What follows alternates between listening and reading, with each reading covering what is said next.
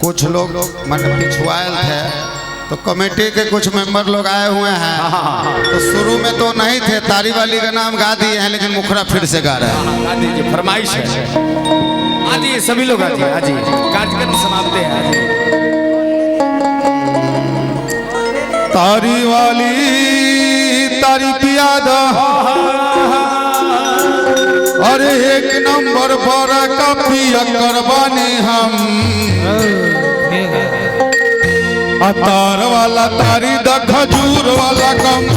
तारी वाली तारी पियादा, तारी वाली तारी पियादा, एक नंबर पर का पिया करवाने हम। एक नंबर पर का पिया करवाने हम। तार वाला तारी द खजूर वाला कम। तारी वाली तारी पियादा, तारी वाली तारी पियादा।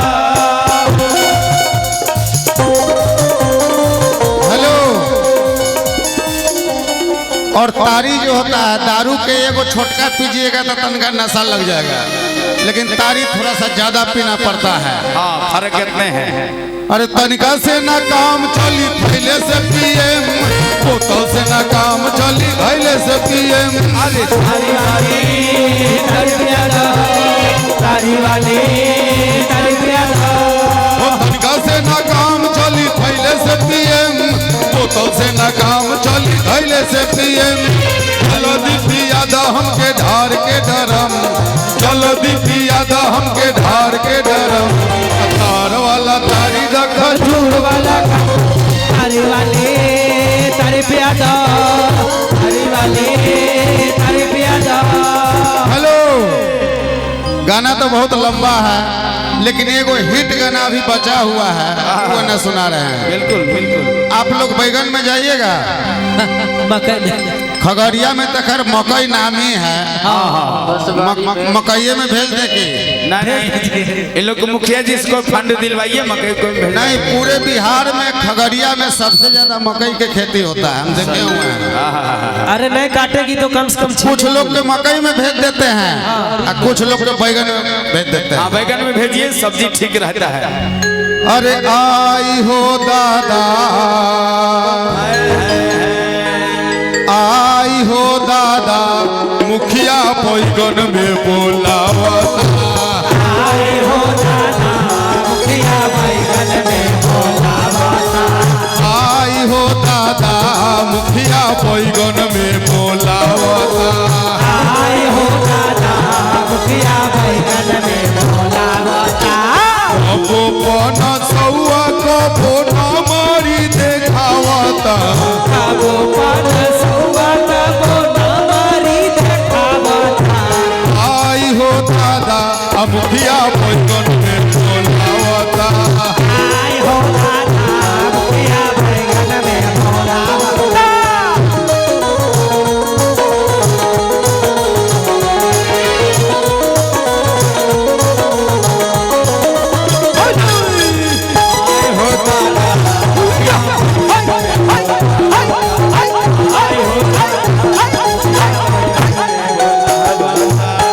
कहता कि इंदराया वास दिलवाई दे। कहता कि इंदराया वास दिलवाई दे।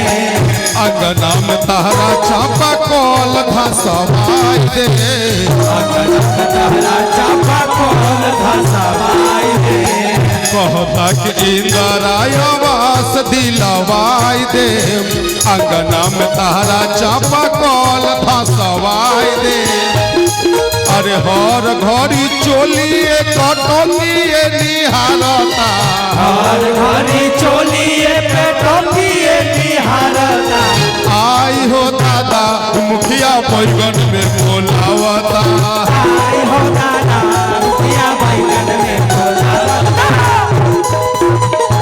क्या बात है हेमंत भाई, मिठू भाई? आई हो दादा, मुखिया बैगन में बोलावता। आई हो एगो फंड अभी बाकी रह गया है। वो फंड मार दीजिए। मुखिया जी के भी हेमंत भाई बहुत सारा फंड आया है। कहता कि APL से BPL में जोड़ दे। APL से BPL में जोड़ दे। तोहरा खातिर अपन में हर के छोड़ दे। तोरा खाते अपन में हारिया के छोड़ दे।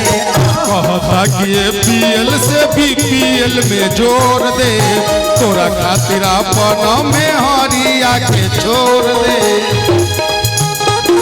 अरे सकल बोलमुआ होई साच बात सुनावता। सकल बलमुआ होई साच बात सुनावता। आई हो दादा मुखिया बैगन में बोलावता। आई हो दादा मुखिया बैगन में बोलावता।